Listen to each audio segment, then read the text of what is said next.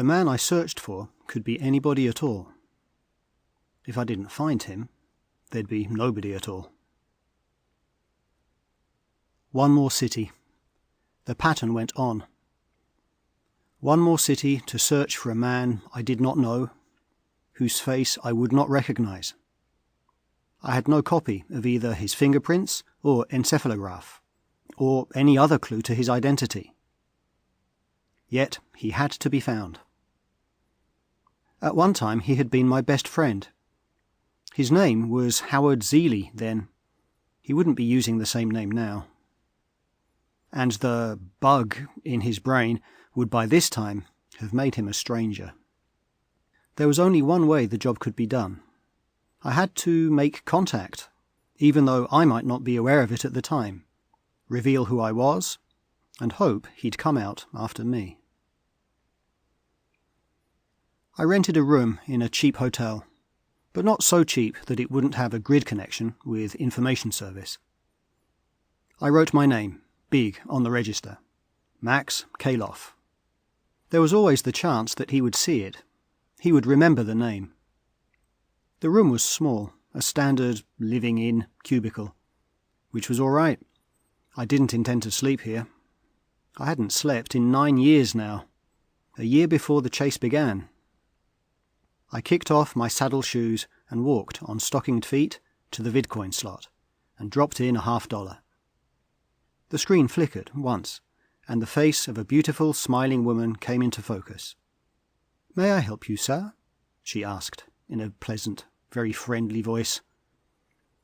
I realized that the woman was not actually speaking, as she appeared to be doing. She was merely a woman image, with her voice and facial expressions synchronized in some way with the word impulses coming from Information Central. I stretched out on the bed, folding the pillow under my head to have an unobstructed view of the screen. "Give me the names of the city's 200 most prominent male citizens," I said. There was no sign of surprise on the woman's face, but I got the usual expressive long pause from Central. The request was unusual. Central relays always had trouble with the proper definition of prominent. "Any particular category?" the woman image finally asked. "All categories," I answered. Another pause. Even a mechanical brain would take a bit of time to assemble that information, but get it I would. After a while the woman began. Edward Anderson, Russell Baker, Joseph Dillon, Francis. As her gently modulated voice went on, I closed my eyes, keeping my mind blank, letting each name pass without resistance through my consciousness. Sometimes a hunch came that way. There was no need to make a written list. I had total recall. I became aware that I had opened my shirt collar and that I was perspiring. I hadn't noticed how hot the day was, or that the room had no air conditioning. I took a minute to concentrate. The perspiration dried, and my body adjusted itself to the room's temperature and humidity. When I was comfortable again, I returned my attention to the woman's voice. At the end of the reading, no name had stayed with me. I opened my eyes. "Eliminate all except those within the age range of 20 to 40, I said. Zeely would be 37 by now, but probably appear younger. "Got that?" "Yes, sir." "How many left?" I asked. 64. It was always a temptation to cut the list further. I was weary of the seemingly endless repetition of the same routine and the frustrating lack of any results. 8 years is a long time to search for a man. Yet I could not afford to be careless. I was gambling everything on my having figured out the way Zeely's mind operated, how he would act, where he would hide. When the woman finished speaking, I walked to the vid and switched it off. I noted by the wall clock that it was almost noon. I hadn't had breakfast yet.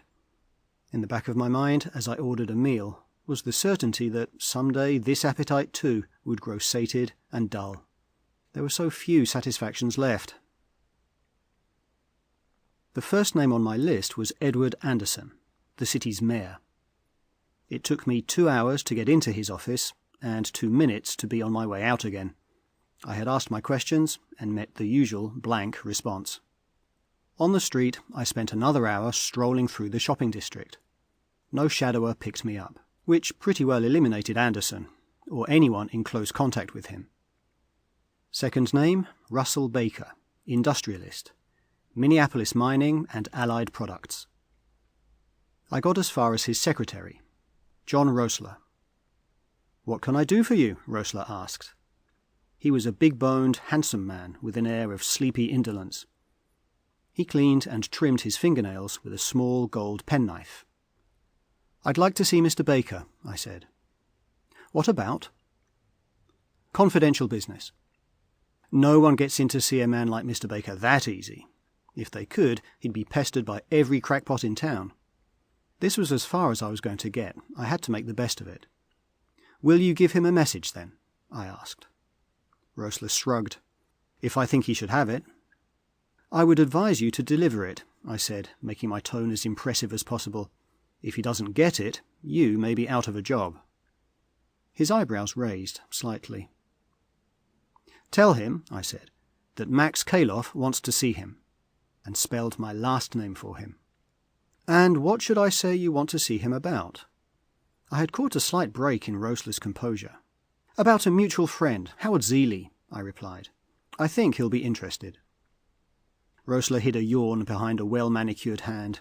"We'll see," he said, and I went back out. Twice within 10 minutes I observed the same pale-faced youth trailing me, and my pulse gave a great racing bound. This could be it. I stopped and studied the men's hats in a shop window. From the side of my eye I saw the youth stop also. He leaned against a traffic light stanchion and kicked idly at a scrap of paper on the sidewalk. I wandered through a department store, stopping to purchase a toothbrush and a handkerchief, and he followed, keeping always a discreet distance behind. My last doubt was removed. I returned to my hotel. With luck, the hunter would now become the hunted. In my room, I pulled a grip from under the bed and took out a rubber-handled screwdriver and a pair of pliers, a pocket knife, several lengths of copper wire, and a small instrument in a black case, about the size of my fist. Climbing on a straight-back chair, I removed the frosted globe from the room's centre light. I bared the wires, carefully spliced on 2 pieces of wire, connected the black box, and replaced the globe. I had a little more trouble with the electrical clock's wiring, but at the end I was satisfied. The time was 2:15. I made my setting for 3 o'clock. Zeely should be here before then. If not, I could always set the timing back. There was nothing to do now except wait. Nearly a half-hour passed from the time I finished my preparations, and I was beginning to think Zeely would be late, when the door of my compartment was kicked savagely open. The man who followed the kick was lean and dark, with wavy brown hair combed meticulously into place. A bent nose dispelled any illusion of softness. I was disappointed. If this was Zeely, it was not at all the way I had expected him to look. I had thought he would be more polished, perhaps, more intelligent, with more of the outward signs of success. This weighing I did with a fleeting glance, and passed to the 2 men who followed my first visitor, Roessler and the pale-faced youth. Roessler was wearing a yellow hat. I swung my legs over the side of the bed where I'd been lying and sat up. "Come in," I said. The sarcasm was not wasted on Roessler. He kept his gaze on me but spoke to the 2 men with him. "Stay by the door, George," he ordered the boy. "You, Steve," he addressed the lean man, "get on the other side of him. Stay close." He let himself ease into the lounge chair behind him. I decided to stir things up a bit. "I see you brought a boy," I said, nodding at the one by the door. "This might turn out to be a man's job." Roessler glanced aside at the youth, whose lips pulled away from his teeth and eyes filled with quick hate. He pulled a switchblade knife from his pocket and snapped it open. I found myself making a swift reappraisal. The lad was not the simple hood type I'd first judged him to be. There was a flat look about the wide whites of his eyes that warned of something apart from courage. "Not yet, George," Roessler said, and his voice, though almost gentle, stopped the boy before he took a step. Roessler pulled his penknife from a coat pocket and began trimming his nails. Someday you're going to run out of fingernails, I said. Roessler laughed soundlessly, amused. I glanced unobtrusively at the clock. 10 minutes to 3. Time passed slowly in a situation like this. Roessler regarded me speculatively.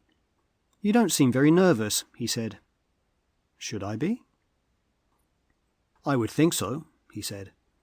"If I were in your position, I think I'd be nervous." "Would you?" "Take off your clothes," he said, with no change of tone. I took in a long breath and began opening my shirt. Another glance at the clock told me I needed at least 8 more minutes. I had to stall. Roessler made no attempt to hurry me. He was a man certain of his control of the situation. I kicked off my shorts, the last of my clothes, and for the first time felt ill at ease. Standing stripped to the raw before these men put me at a mental disadvantage. I feared them only to the point of discretion, but I had lost a bit of my poise. I sat back on the edge of the bed and lit a cigarette, doing my best to appear unconcerned. Roessler turned to the dark man. "The shade, Steve," he directed. "Pull it down a minute." Steve did as he was told. The fact that my skin glowed with a faint phosphorescent sheen in the semi-darkness was no surprise to me. Roessler leaned forward, and the penknife, which he had set on one knee, slipped off. Without attention, he caught it before it touched the floor, which confirmed my original suspicion. No one had reflexes that fast, except Zeely, and myself. I had estimated him correctly then. He had been too clever to expose himself to any searcher. He had disdained the prestige he might have acquired, stayed in the background, but in a position where he could observe any pursuer if and when he appeared. Roessler Zeely had noted the brief play of understanding on my face, and he nodded. "I had to be certain, Max," he said. "You've changed too, you know." Which was true. The mites in our veins had altered us both considerably through the years. We had developed some small empathy with them, and they often performed as we wished. It was not that they could read our thoughts. Their activities were probably only reactions to our emotional and glandular functions. Moreover, they acted as often in ways that suited their own designs, changing our body structures and regulating our metabolisms, seemingly at random. "What did you want with me, Max?" Zeely asked, still being very pleasant. "Did you come to join me in conquering the world?" He was being facetious, and I did not answer him. He knew why I was here.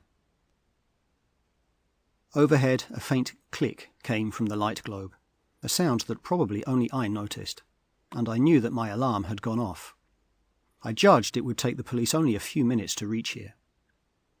"Or are you going to pretend that the medics have found a way to boil the bugs out of us?" Zeely asked. Did I detect a concealed pleading for just that assurance? I shook my head. "No, they haven't found any way, Howard." I obliterated the hope. Good old Max.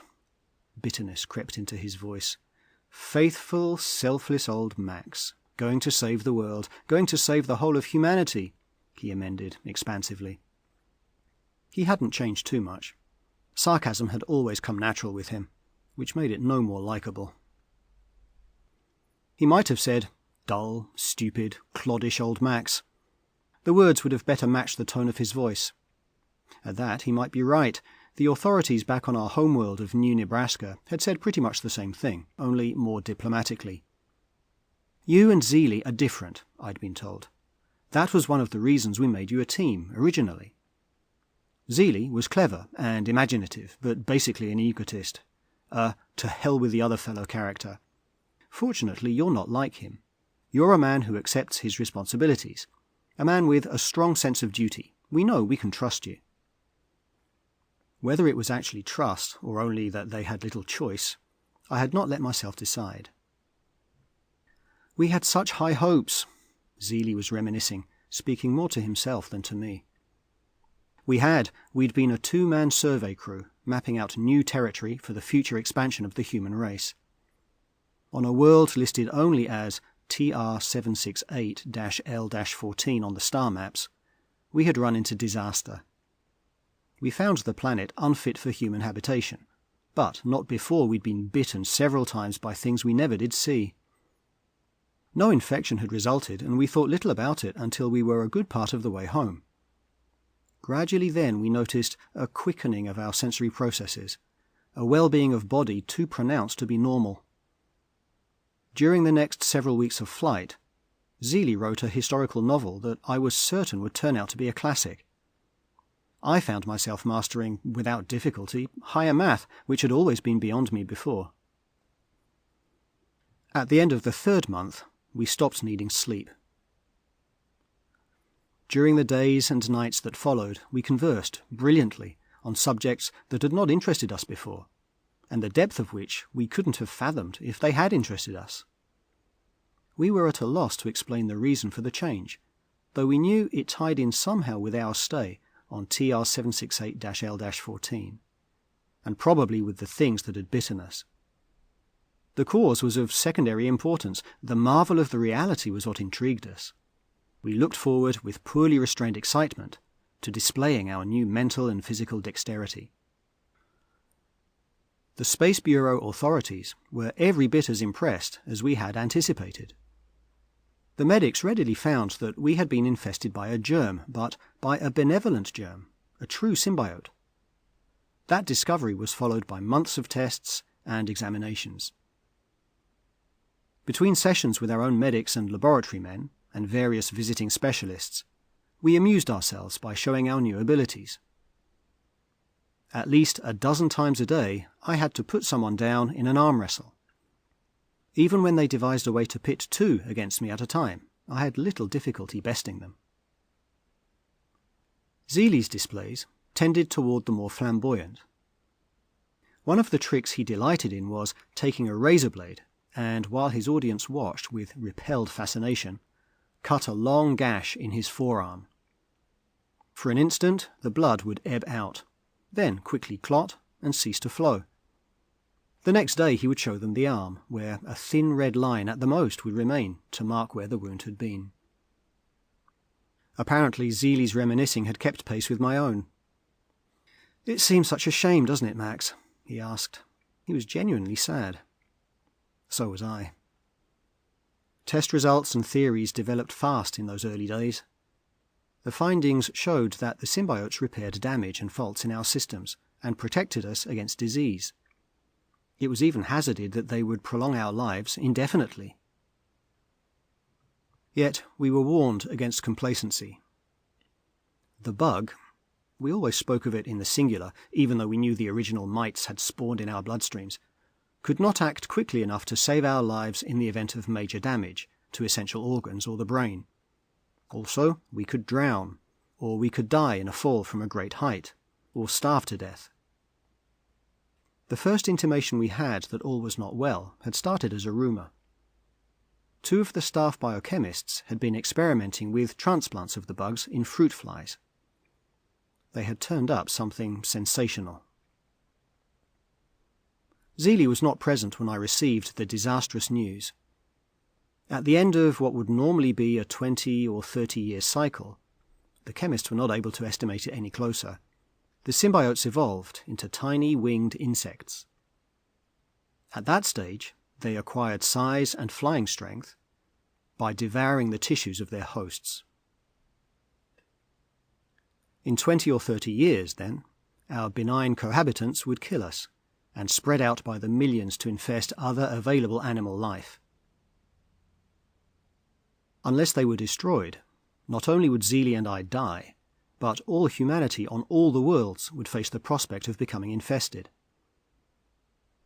Zealy must have surmised what was coming. He had disappeared a week earlier. Before he left, I had noticed considerable change in our body and facial features. He would very soon be impossible to identify.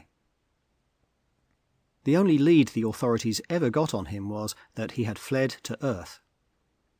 At that particular time, Earth and New Nebraska were involved in one of the more serious interworld bickerings. Citizens of each were denied admittance to the other, which was probably the reason Zealy had chosen Earth as a haven. New Nebraska's authorities called me in and briefed me on what I was to do. They were able to smuggle me to Earth with forged papers that identified me as a citizen of another planet. Zeely had to be found, and I was their one hope.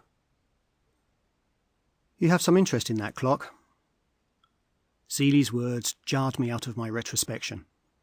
Silently, I cursed myself for letting my thoughts and eyes stray. I was dismayed, too, to find that only a few minutes had passed since I'd last looked. Even so, the police were taking longer than I had calculated. Zeely abandoned all pretense of joviality. "Now, George," he said to the pale-faced youth, who still stood by the door with his knife in his hand. The boy started toward me, and I tensed, shifting my feet to face him. Something crashed against my right temple, and only then did I remember Steve, the man behind me. The force of the blow knocked me sideways, but not unconscious.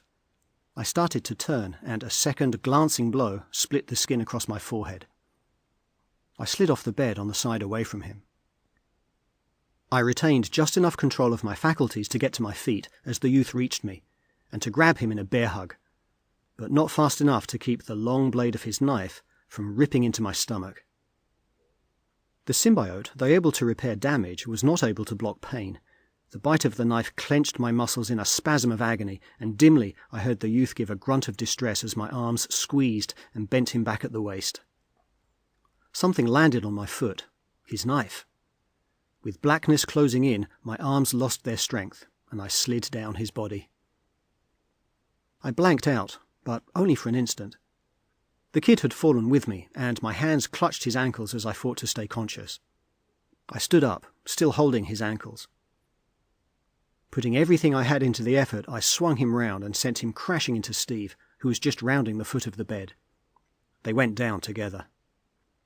I gasped in air, clutching the gash in my stomach with hands that were sticky and wet with blood. I turned towards Zeely. He was still seated in his chair, still smiling. One hand, resting negligently in his lap, held a snub-nosed pistol. He could have killed me any time before this, but he had wanted the fun of watching me fight for my life. He opened his mouth to say something, but closed it abruptly as someone pounded at the door. "Come in!" I shouted, through the froth in my mouth. "Damn you," Zeely said softly. He wiped the pistol on his trousers and slid it across the floor away from him. The door burst inward. "These men tried to kill me," I told the two police officers. Zeely's bland features simulated surprise. "I?" he asked. "I heard noise in here as I was passing in the hall. I came in to see what the trouble was." "He's lying," I said, as the policeman turned inquiringly toward me. "He's with them." Zeely shook his head sadly. "He must be delirious," he began. But the evidence was all on my side. "Shut up," one of the officers said, grabbing him by the shirt front and jerking him to his feet. I had started dressing immediately. I wanted to hide the wound in my stomach. It burned, but I kept my face blank. Zeely was silent now. If I had been just superficially wounded, his bluff would have worked. I'd have healed right there and then. I hadn't, so he had to wait for developments. I hoped I could give him some. While one of the officers worked to revive the youth, the thug named Steve was already on his feet. I went to the bowl in the alcove and washed the blood off my hands and stomach.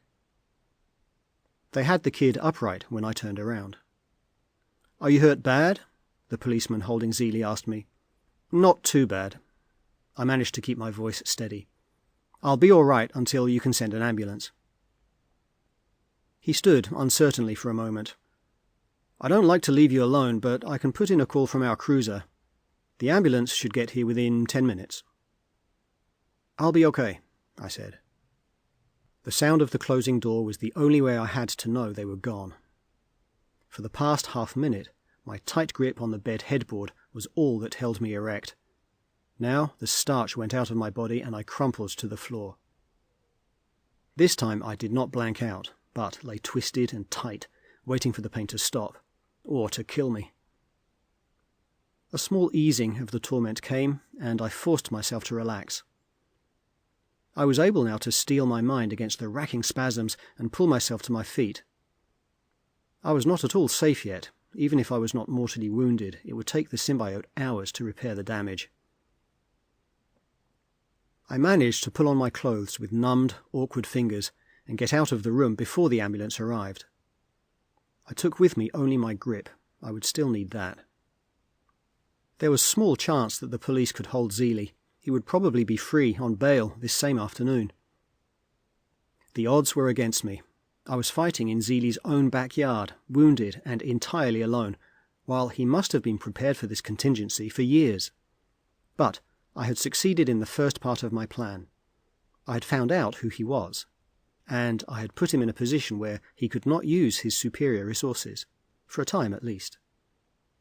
Now I had to get to him before he was able to mobilize those resources. In the street, I had a violent attack of cramps in my upper diaphragm, and I got down on one knee and made a pretense of adjusting a shoe strap as I fought the torment.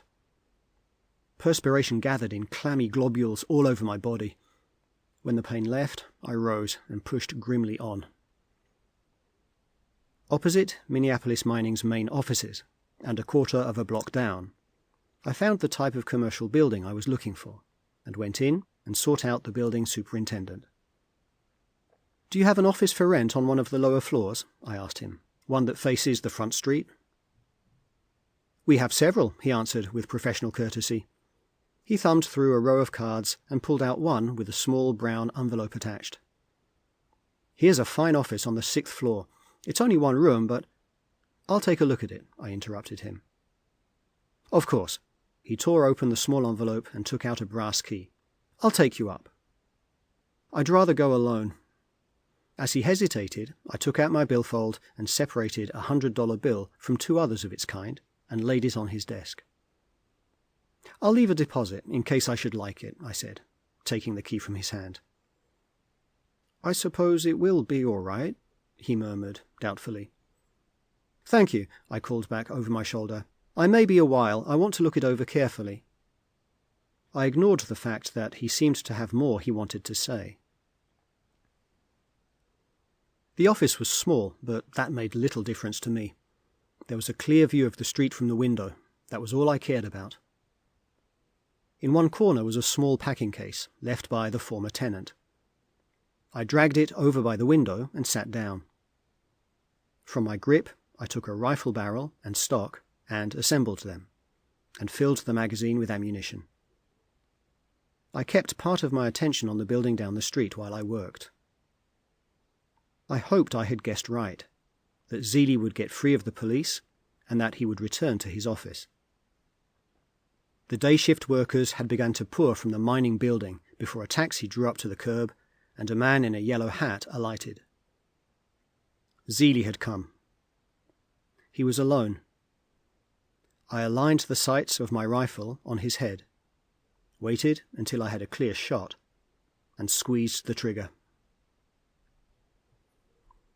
The yellow hat sprang upward, and Zeely sank from sight among the hurrying workers. The job was done. Finding a way back to New Nebraska took me a year, for I no longer fitted my passport picture and description at all. "Except for the danger to others," I said when I reported in, "I wouldn't have bothered coming back." "A good thing for you that you did bother to come back here," I was told. The biochemists had gone on with their work through the years I'd searched for Zeely. They had learned that the symbiote's life cycle developed in 3 distinct stages. 5 years of propagation, 15 years in a dormant aging process, an undetermined number of years in the final form.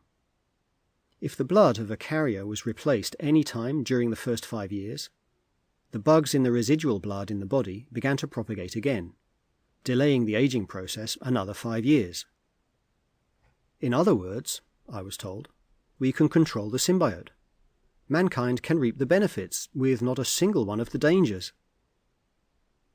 Except poor Zeely, I thought pityingly but wonderingly.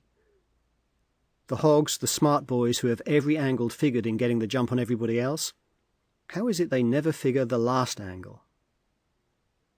He should have waited instead of grabbing.